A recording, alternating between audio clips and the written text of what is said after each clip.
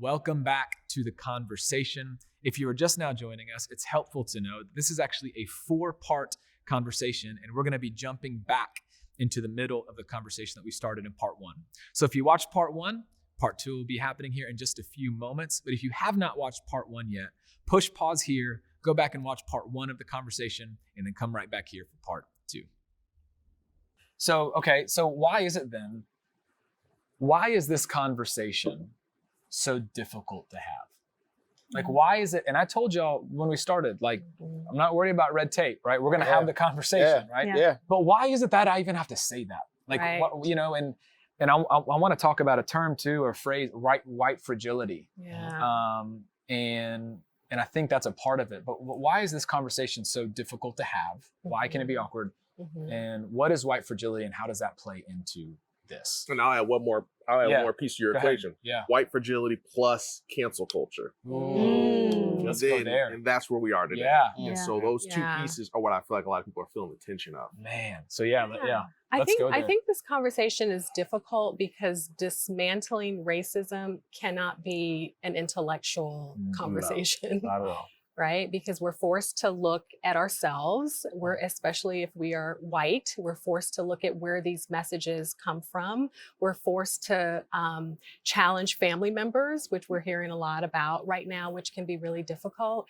And I think at the base of it, from a psychological perspective, people don't want to make mistakes and people don't want to lose relationships with people, right? So we talked about white fragility, which is just a concept that is about an intolerance about race-related discussions. And there's an intolerance, honestly, because I think we don't have enough of these conversations in all of the spaces that we are in. Some of us as Black people will have it in the home because we're forced to, but it doesn't happen as often as it needs to in the marketplace, in the church, in the environment. So white people who aren't really used to hearing white anything, I think immediately become defensive. So that's what white fragility is. It's those emotions that happen when you're, fighting with your boyfriend, your girlfriend, your husband, or a family member, and you just shut down. You become defensive, you want to walk away, and you want to silence. And really the piece that I think is important with white fragility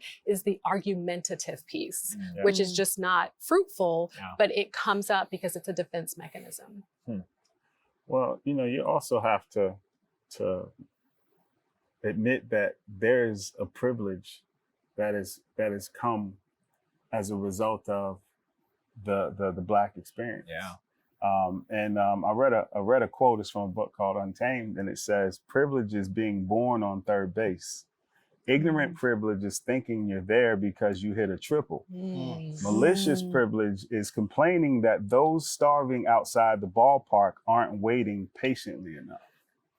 And you've got to realize that 400 years, 350, years of slavery, Jim Crow, Reconstruction, Selma, all civil rights movement, all of these things suppressed the Black advancement. And you had one person this, one person that, but an entire culture of people, group of people where America said, nope, not at all. And there are still effects to this day, and other people benefited from that suppression.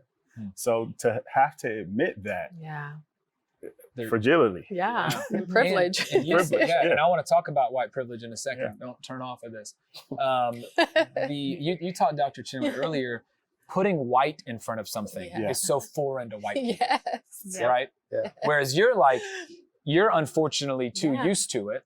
But can you talk about that for a second, that having to define something as white is then maybe feeling something from the other side that they've never had to feel before, and all of a sudden it's like, no, don't, you know what I mean? Like, can you speak to that for just a moment? Yeah, well, I think that white people in America specifically live in a bubble where they really don't have to think about race. Right. And so when you, for example, I have a 16-year-old daughter, when we go in to buy a doll, it's the doll or the Black doll. Wow. It's very rarely, and I hear other families talk about this, it's not the white doll or my white friend Kathy, but it's my Black friend Keisha.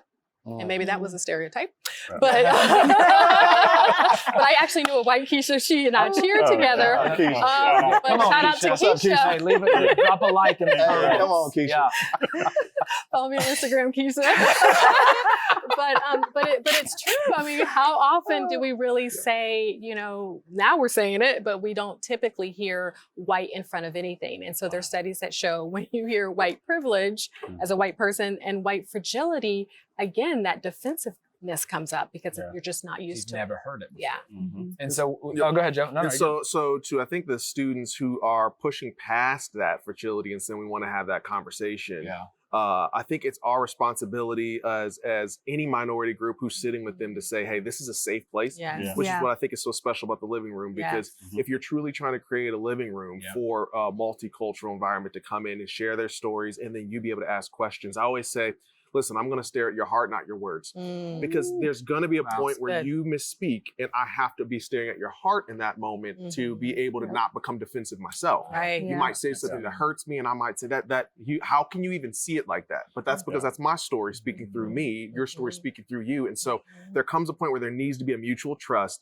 Without that trust, enter cancel culture. Yeah. And that's where people are saying, I want to speak, but if I just say the wrong thing, I'm just canceled. It's better for me to remain silent. And I think that we're finally dealing with a generation that say, no, we'd rather create a safe place than to remain silent. Absolutely. And I think safe places are where people are able to begin asking their questions and having a beneficial conversation to hopefully understanding each other better. Man. So. I love that. Can I just interject Yes, really quickly? we're not done with that point yet. Yeah, I that's so think good. I love what you just said because I think it's important to get the message out there to students, to families, to everyone that discomfort does not equal being unsafe. Just because you're uncomfortable, it doesn't mean that you're unsafe. And so we can lean into the discomfort because we know that that's where growth You have to run away from it. Come on. Yeah. Wow. So sit in the discomfort. Yeah. And you were saying, even on your side, where if someone says something that's uncomfortable, I'm going to sit in the uncomfortable, potentially ignorant thing that you just said, and you can sit in the discomfort too. And see the heart. It's very important for a person of color, all people of color, to have a posture of grace in this moment as well. Because obviously that person didn't do anything to you. So to approach every conversation of the like with that posture of grace is super important. So I do want to talk about white privilege here in just a second, but what would you say to the white person or the non-Black person, or even me, right? I'm a pastor, I get to get on stage. I'll be honest, I've had a fear, and I'm not even white, but I'm not Black, and I've even had the fear of, what if I say the wrong thing? What would you say to a non-Black person that is afraid to say the wrong thing and that leads them to stay silent? What encouragement, what would you tell me? What would you tell them? Yeah, I think silence is more harmful. I think that's a space where pride needs to be broken down and humility needs to step up in a space where, hey, like, I know I'm going to say this wrong, but let me ask questions. Let me understand. Can we dive deeper? If you, I think it also comes with believing first before invalidating. So, hey, tell me about this story. If it doesn't make sense to you, dive deeper. Wow. Believe before you invalidate what they say. Choose it. Wow, it's good. And we all can look back and say, if I was in slavery or if I was around during Jim Crow, if I was around during civil rights, I would have said something. It's easy to look back and judge other people. And here we are in our day. And I would just challenge them to say, we're literally on the precipice of a new America. And the question is, are you going to let your voice be heard in that? Or would you want to one day look back and have to tell your children and grandchildren, I didn't say anything. Happy that we're here or happy that we're not here. But if I had just said something, and I think it's easy for us to judge past history versus the history that's being made right now. That's so good because silence isn't just silence. Silence is violence. Silence is corrosive.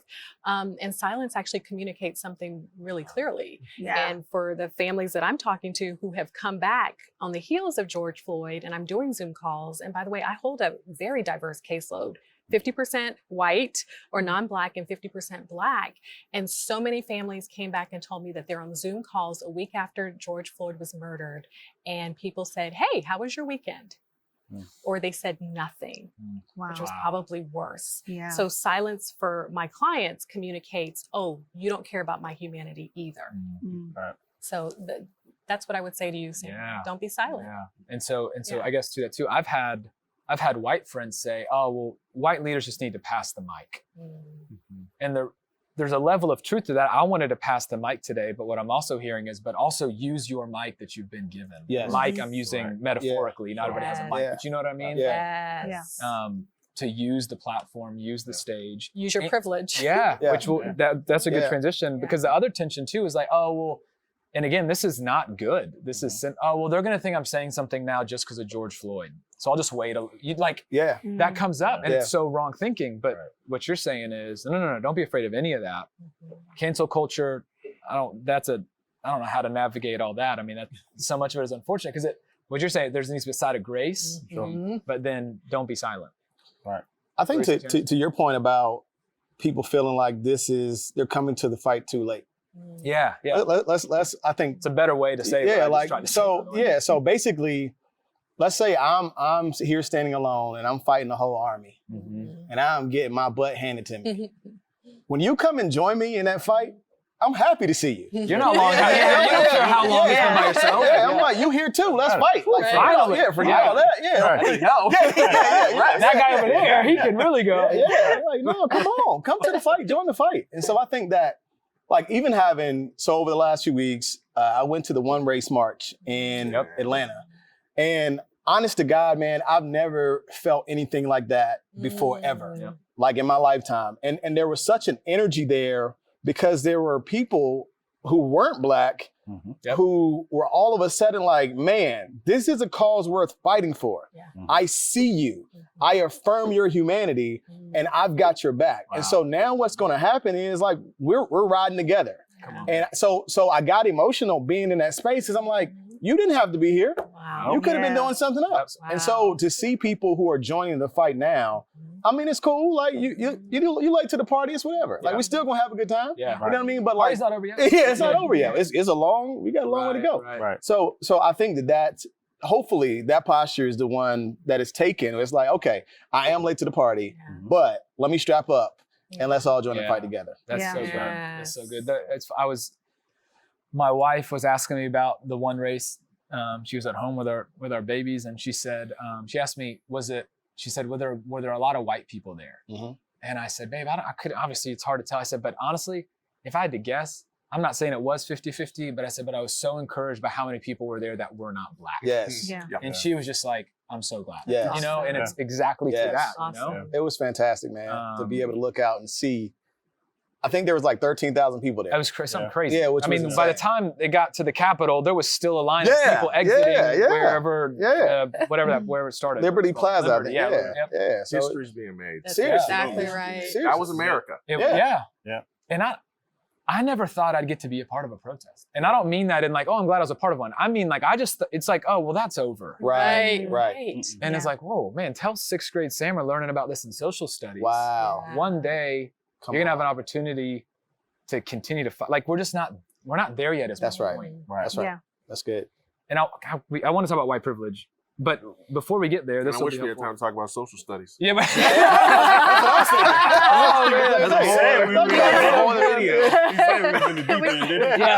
Can we please come back? Come on. Part 2. I want to go back and look at my 7th grade social studies and see what it doesn't talk about. MLK, Obama. That's the guideline. We need to rewrite them as well. Yeah, so we're gonna get to white privilege, but where we're going is, so what would you say to the person that says, oh, well, we've come such a long way, haven't we? Is it accurate? And then how would you, but that doesn't mean, but then how would you respond?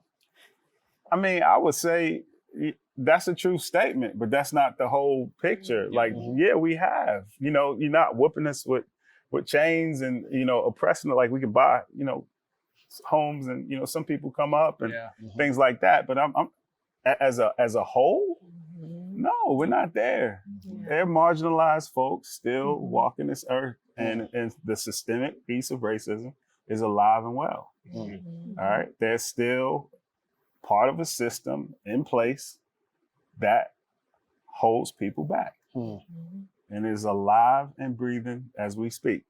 There are protests happening on the other side to date to stop what we're doing.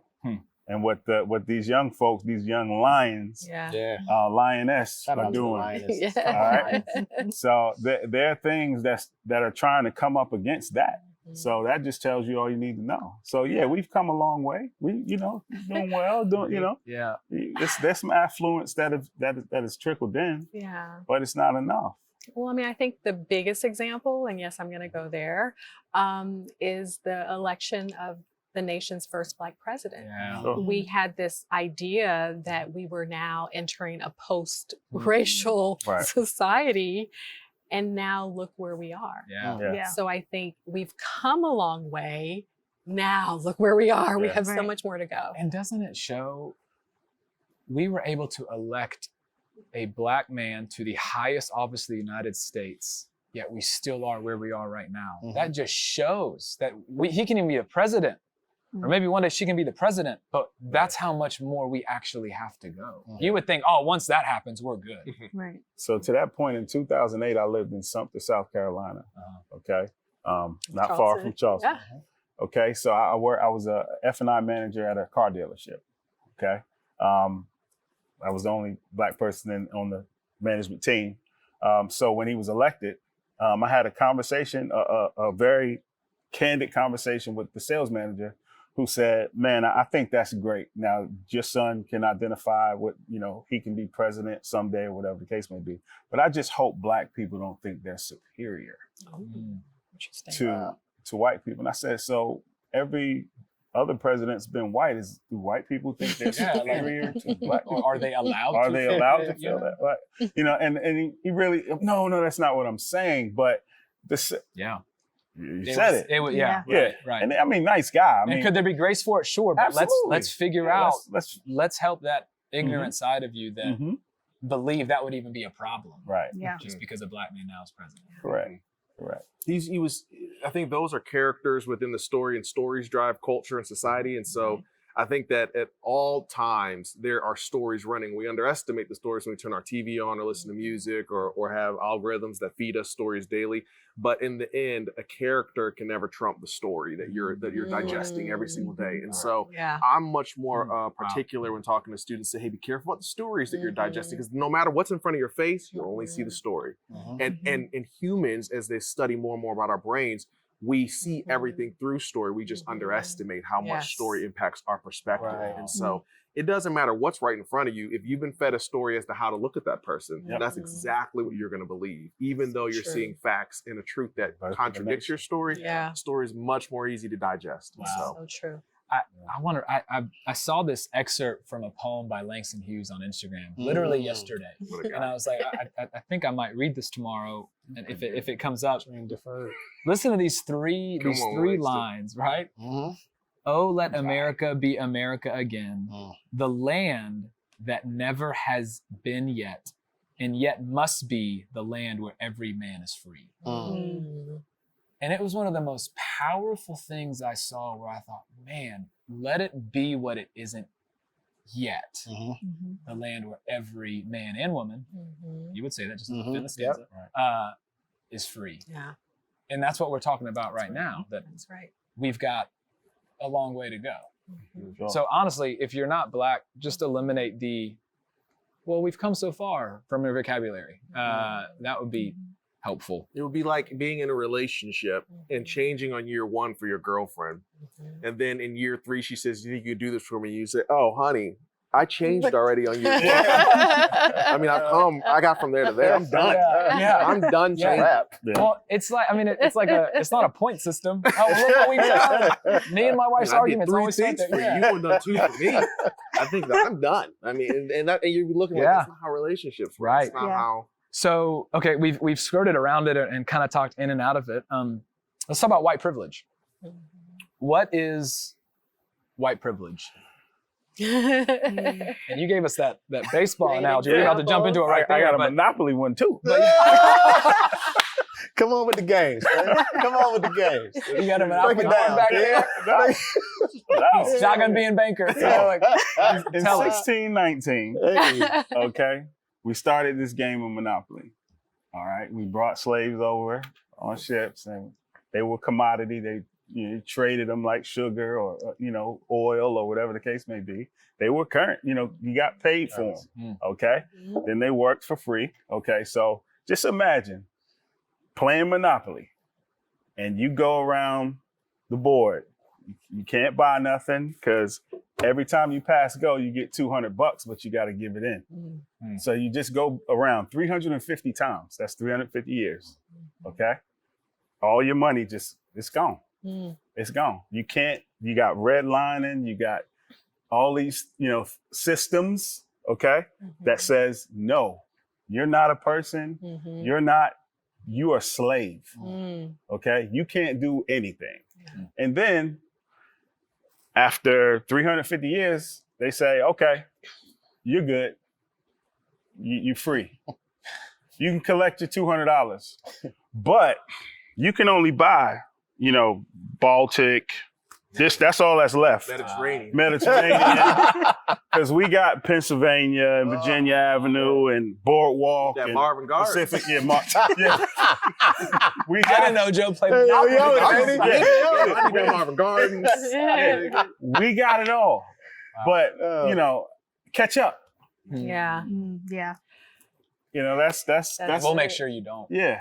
Yeah. It's privilege. You So what does that look? Yeah. So what does white privilege look like practically today, as you see it, as you experience I can tell you, Yeah. and it's simple. And we talked about this before, but it is white privilege is not having to bear the entire weight of your entire race.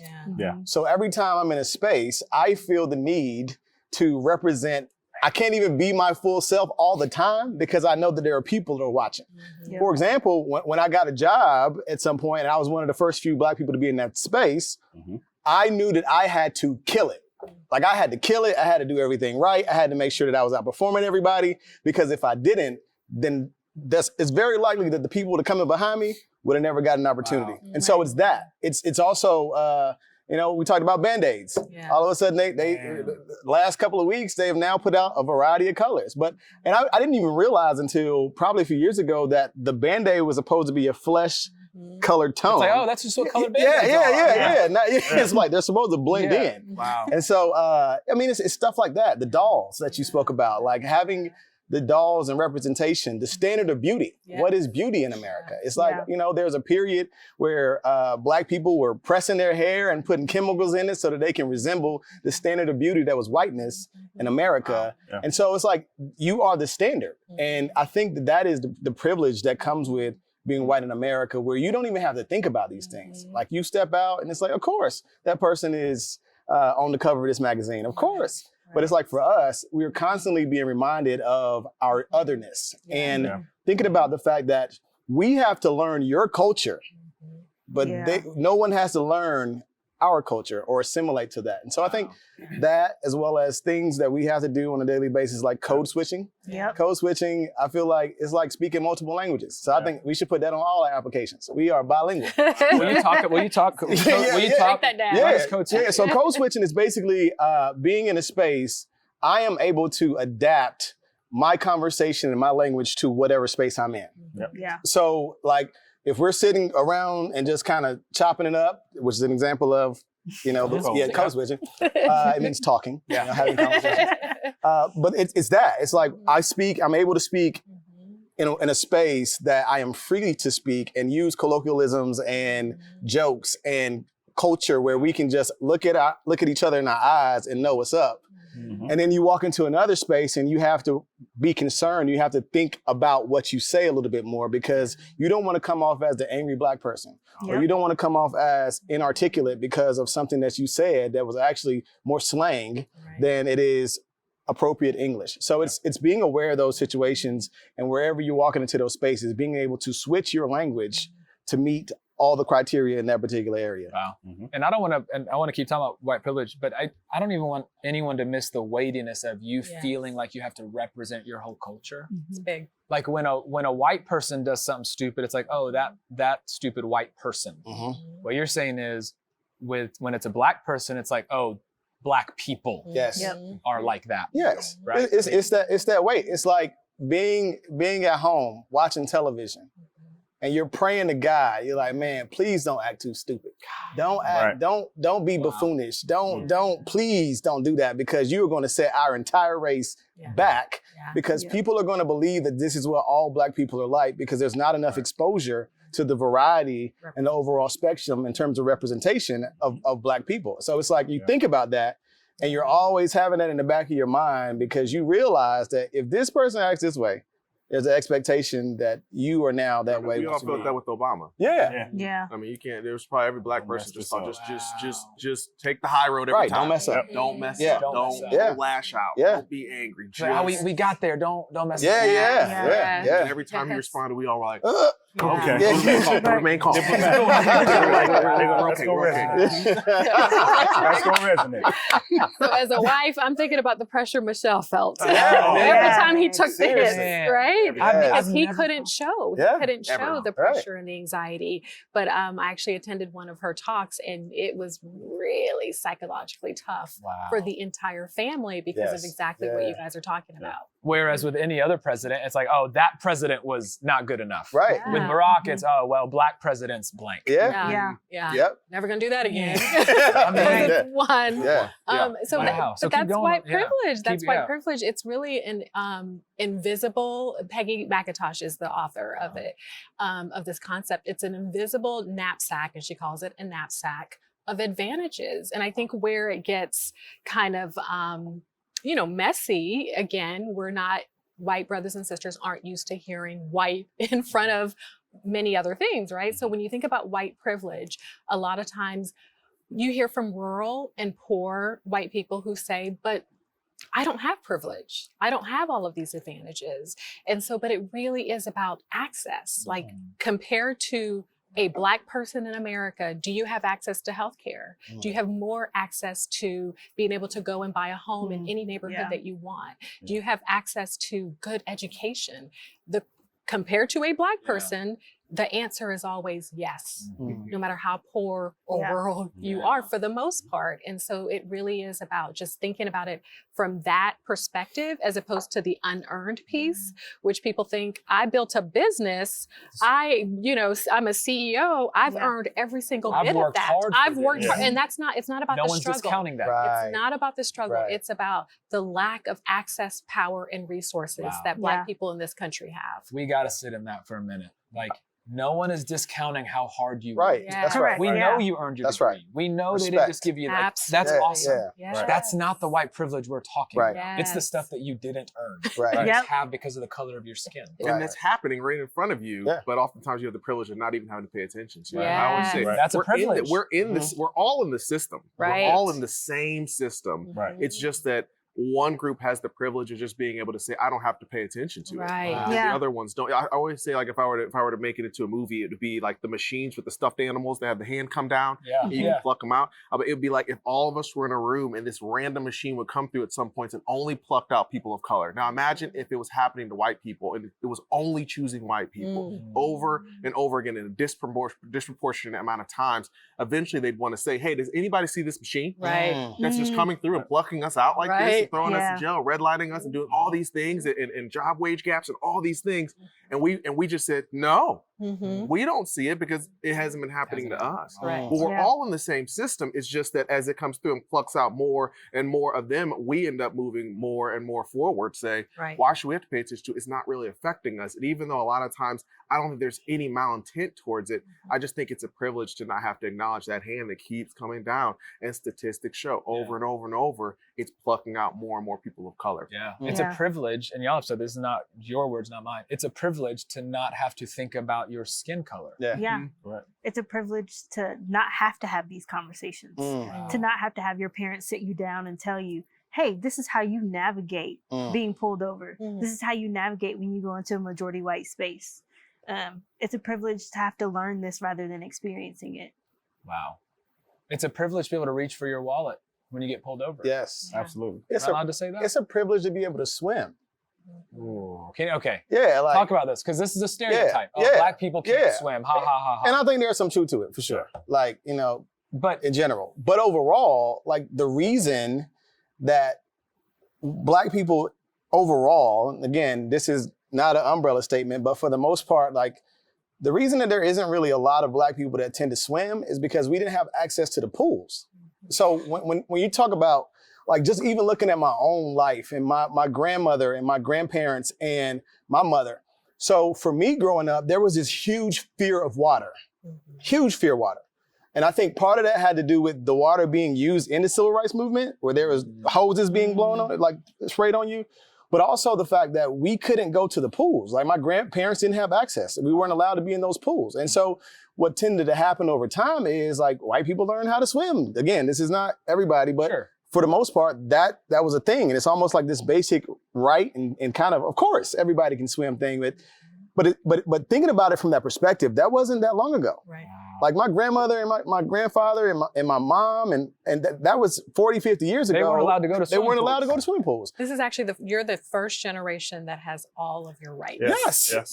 Yes. And it still could be, because when I was a child, when I was a kid, I remember all my white friends, when I first moved to the neighborhood, were talking about this Eastwood Park, and they had all these people getting their passes. And so myself and my brothers, we walked down there and we asked to get our passes, and they said they are sold out of all passes. Wow. And they did it every single year. We never got access to that pool. This is why we never got to go to pools. That was the only pool that was in our neighborhood. But every time we would go to the ticket office, they would say, there are no more passes for you all. So, and then what's funny is we then asked our friends to go the next day, and they would go and they'd all get passes. Wow.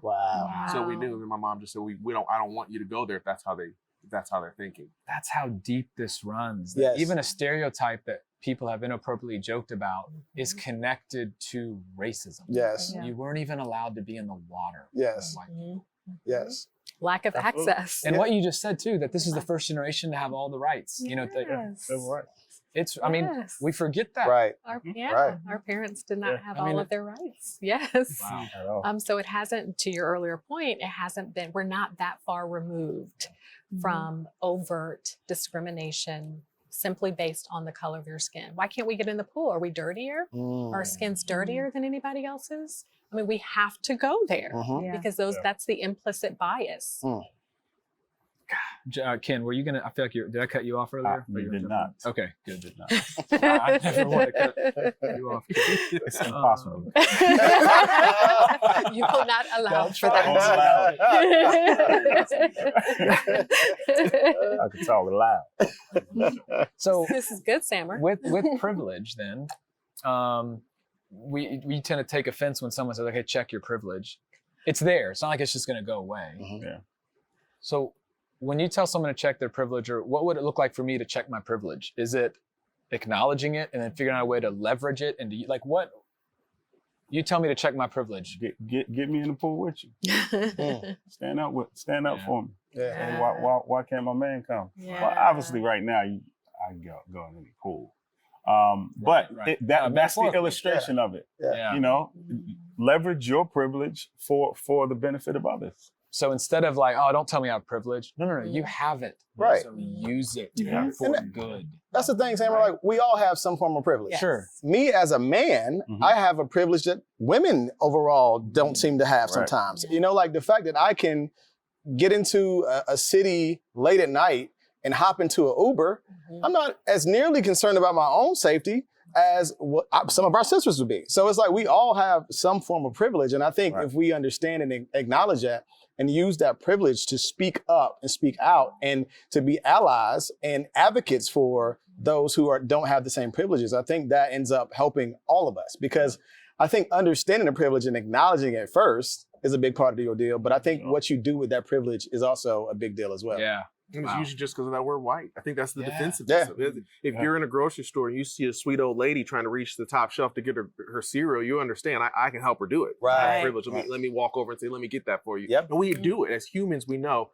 let me help the old person. Yeah. And I think we just don't think of it as white privilege or black. We just say, I'm privileged to have my youth and have the strength to do this for someone else. If you're on a mission trip, you're in a third world country, you immediately feel it. You say, I can do something for these people. I can go the extra mile. I can continue to give when I go back home. Right. So it's built in us. I just think it's become such a political term that when you say white privilege, they mean, so I don't want to talk about this. When in the end, I'm like, you're already doing it. Right. You're already doing it. It's just like, can we talk about it in this context? Yeah. Wow. Yeah. Hey, thanks for tuning in. I hope that was helpful. Again, we broke this conversation up into 4 parts, and you just watched part 2, and you can be on the lookout for part 3 at the beginning of next week.